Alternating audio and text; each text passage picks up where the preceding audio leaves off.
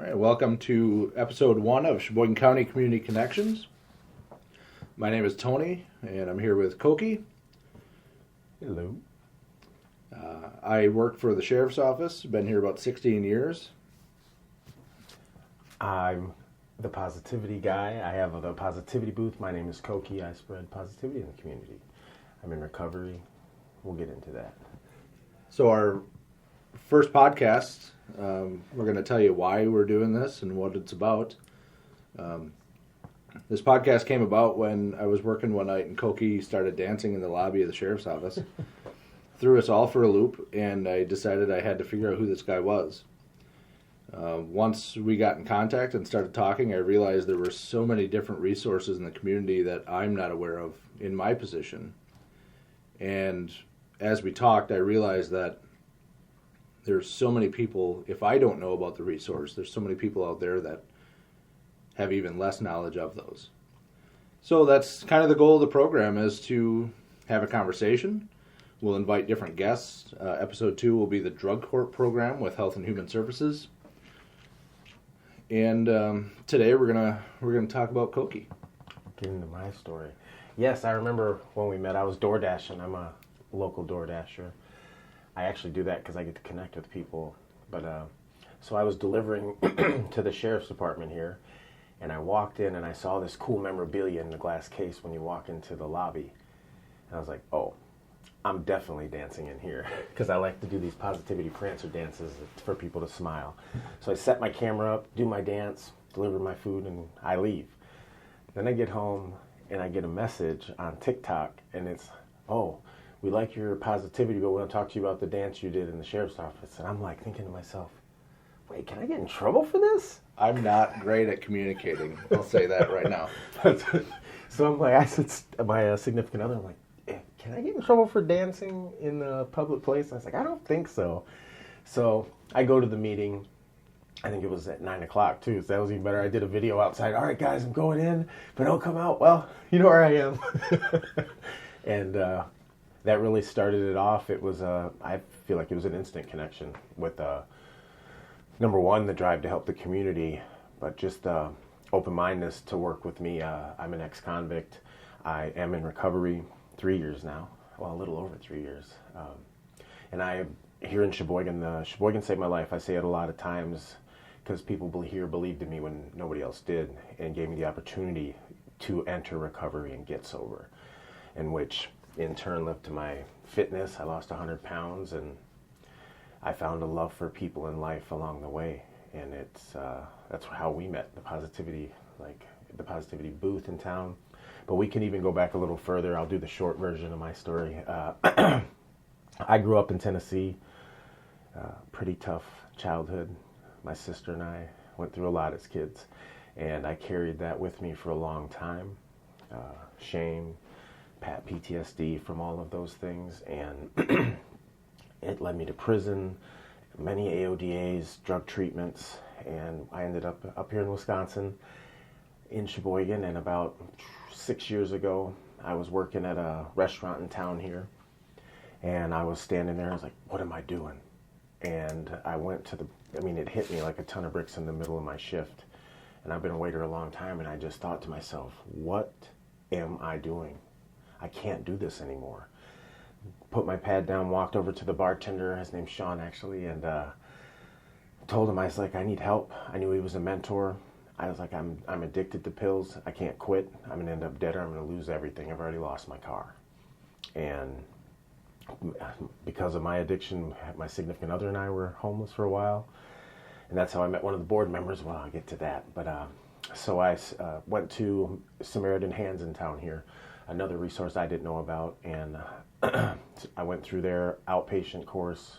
I wasn't on probation or anything. I just wanted to get sober, and I was doing anything I could do to do that. So I started going Samaritan Hands, went to it up until the last week, and I never went back to opiates. However, I was still using everything else, party drugs at raves and stuff like that.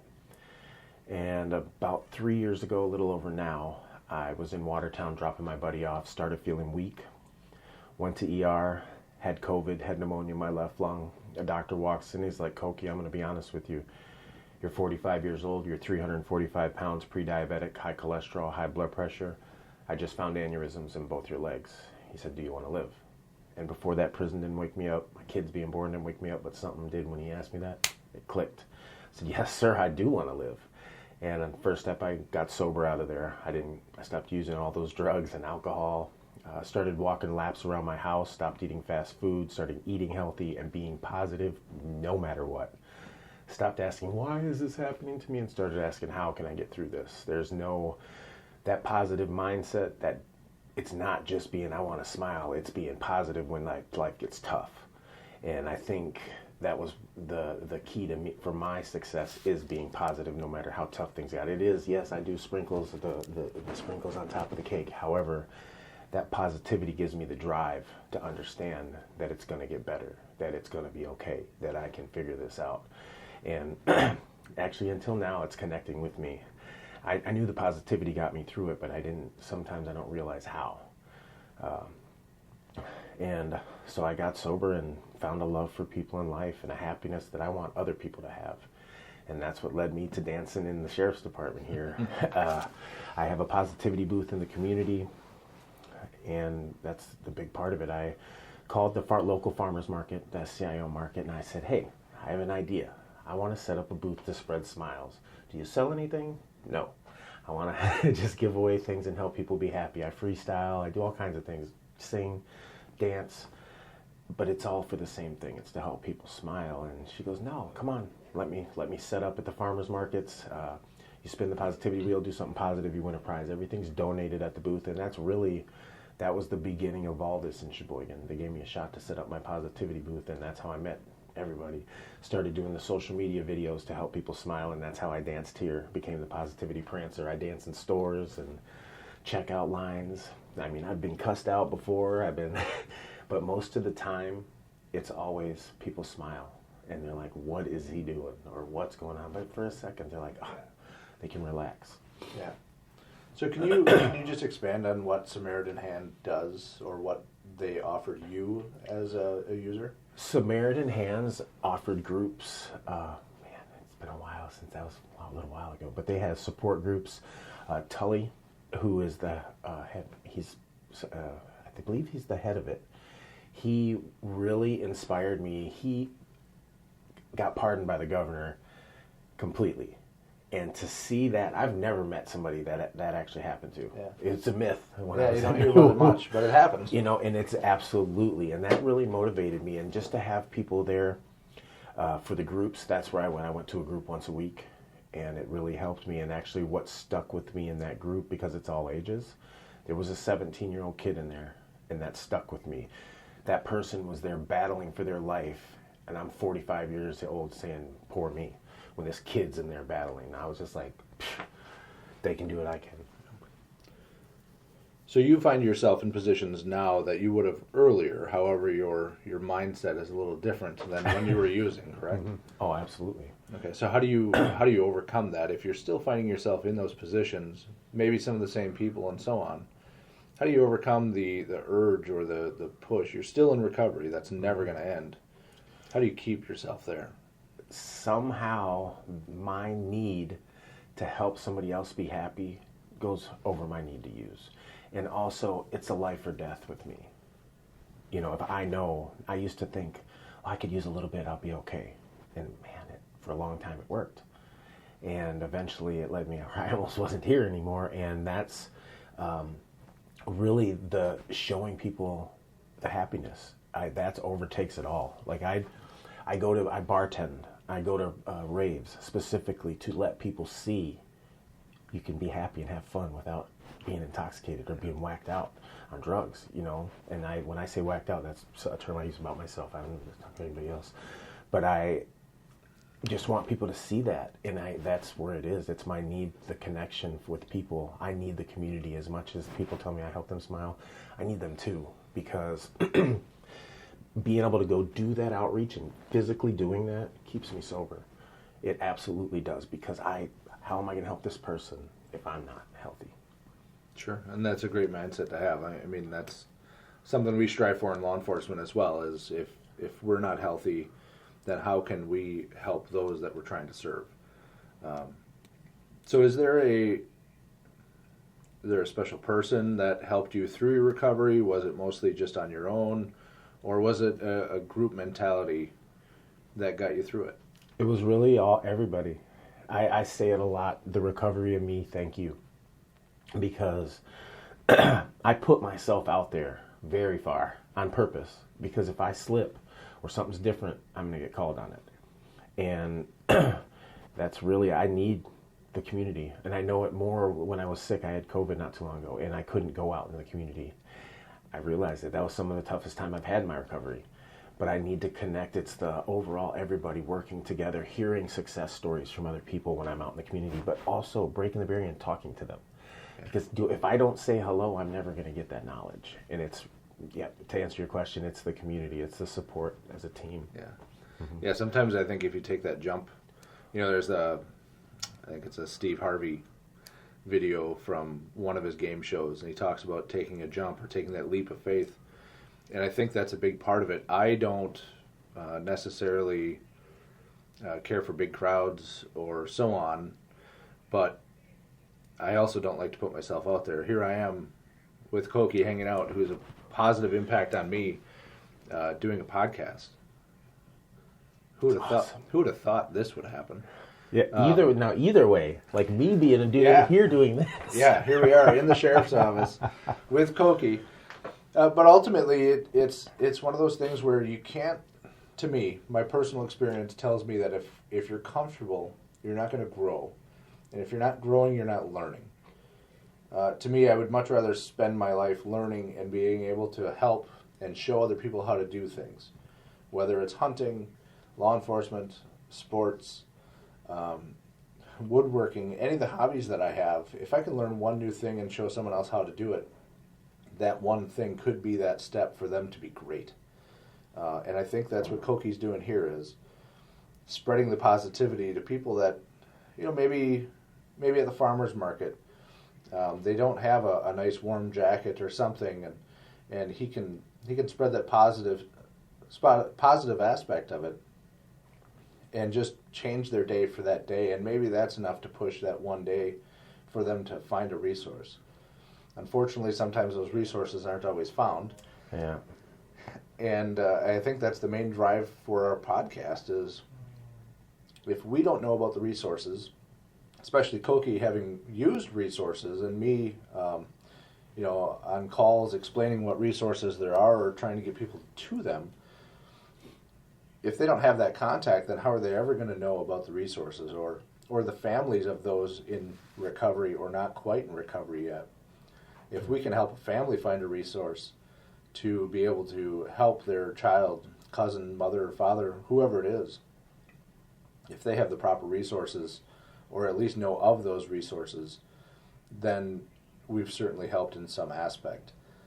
Sometimes it's not always on the parents, and they're not able to get through, and it really becomes that personal journey that you have to take that leap or that next step off the edge and really find yourself and who you are and what you want.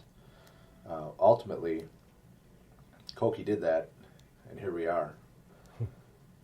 If you look at any of the social medias, if you look at any of that stuff, you have a giant positive outreach, not only in Sheboygan County, but anyone that Koke reaches, and I think that's a fantastic thing.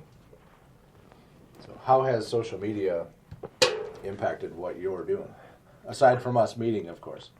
So I'm 47, so I'm not young by any means.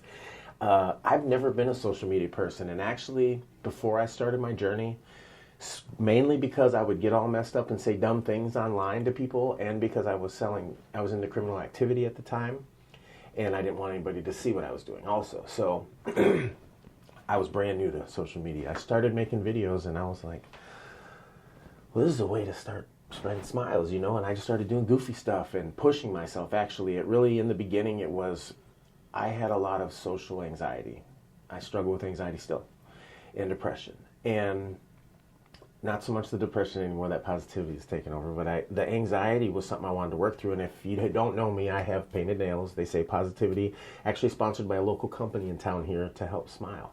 help other people smile. And I started pushing myself like with the videos on social media, and I started to see other inspirational people online speaking on large crowds, large amounts of people because of social media. So I started reaching out and I started doing these videos, and anytime I see somebody doing bad online, I don't care if I know them or not, I'm putting a video on there, or I'm saying, you're awesome, or you're amazing, or doing a little goofy picture for them or something. And I started to see that, and I was like, wow, this is definitely a platform. You know, people are always like, don't use social media. Well, you get what you're looking for on social media. If you're looking for goofy videos and you're looking for stuff that you maybe shouldn't be watching, that's what you're going to get. So if you go to my feed, you're going to see positive stuff. You're going to see positive people. You're going to see those things because that's what I put out and that's what I bring in. And social media was a huge avenue, is giant for what I do. And I'm able to reach so many people because of it. And it's the content you create and consistency. And I'm still learning. Like but taking great steps in a couple years doing it. But yes, it's a huge platform if used properly, for sure. Yeah, what I've noticed is if you look up one thing, let's say healthy food, my wife and I will send each other healthy recipes and stuff like that, and we just found one last week. But now my feed is all healthy food. You know, and you hear about the conspiracy rabbit holes and whatever else. Well, if that's what you're seeking, ultimately the algorithm is going to say that's what you want. Mm-hmm. And then that's all you see, and it's hard to get out of it. For a while, it was a capybara rabbit hole that I was down. Everything I saw was a capybara, which is a great, cool little animal. They're like dogs, but they're rodents. Oh, yeah, they're huge. Yeah, biggest, they're big rats. World's largest rodent. Like those. Yeah, no, they're awesome. Anyway, I know what you're talking about. If you get down that rabbit hole, and it's not a positive one, think about what that does to you just sitting there watching, and you stew, and you get angry about it, and then what? Your kid walks in, and you yell at them because you're trying to figure out this rabbit hole you're in, or how to dig out of it. So if you find a positive one, say Koke's page, and the next one you go to, it's not specifically Koke, however, it's still positive. Somebody else. Mm-hmm. You know, you start to realize that there's so many different pages, and I'm not pushing one media page over the other. I'm really not. But no matter where you look, if you look at one positive thing, the next one's probably going to be a positive one, especially if you search it. Yep. If you happen to see it, you like it, great. The next one you go to, probably going to be positive, because that's what the computer thinks you want. Yep. Yeah, it's been huge, the social media, all of it, and to get, you know, certain like Mental Health America and other groups, nonprofits and stuff like that's a huge connection for us as well, to find other people in the recovery or other people in the community doing positive stuff. And yeah, it's a big connector if you use it properly. Like it's amazing. Like if you won't ever see, like, you might see some weird videos like people doing goofy dances on mine, but nothing.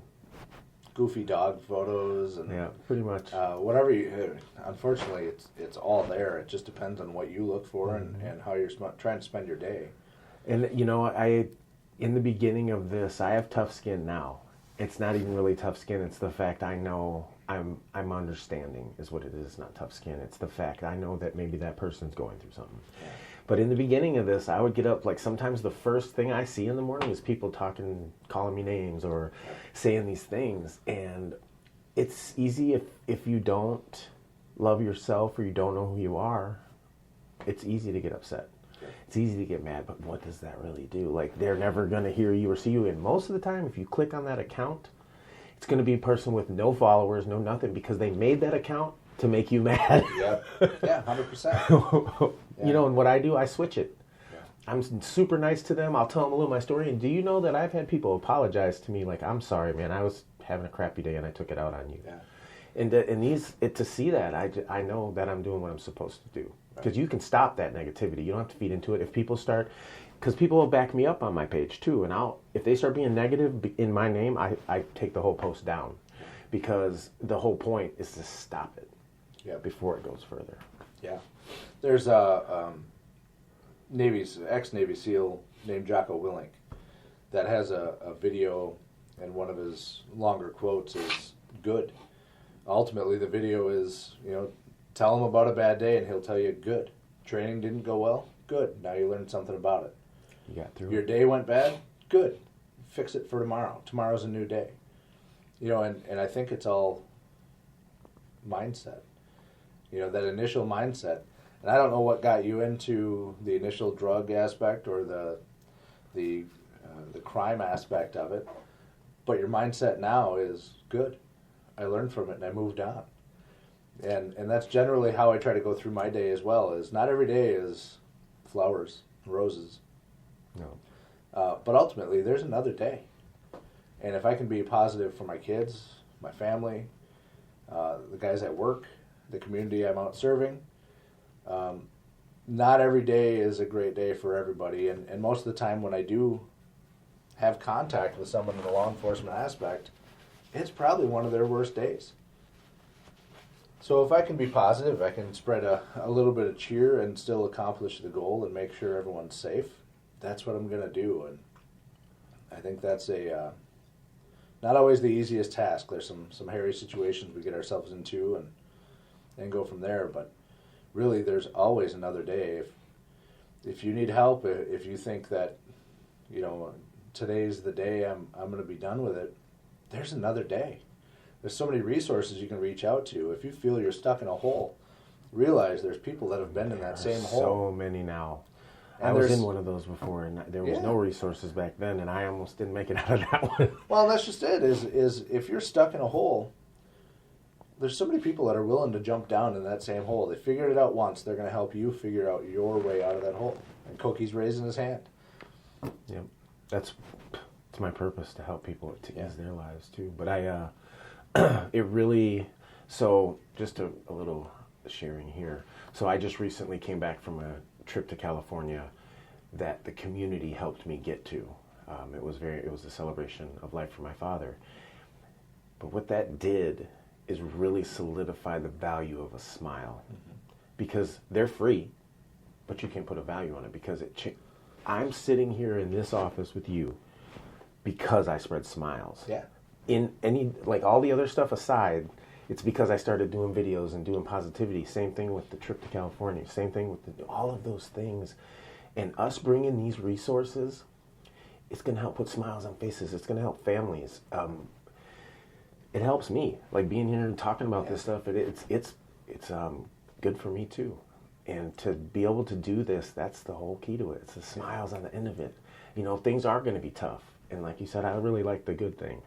Yeah. I like that because there's always a way to look at things. It's all about perspective. And I agree. And this is bringing these resources to help people smile. Whether any way you look at it. Yeah. Yeah. So, is there anything else? I think we got it. I think we're shared out. I think they know what we're doing. Yeah. I think so moving forward, we're going to invite, our next episode will be with Health and Human Services and the Drug Court program. They'll also bring a graduate of that program, and he'll tell his story. So that's kind of the platform we're looking for. Is as we move forward, we'll invite a program or a group. It could be AODA, it could be Mental Health America, it could be District Attorney's Office, it could be Rogers Mental Health, it could be anybody.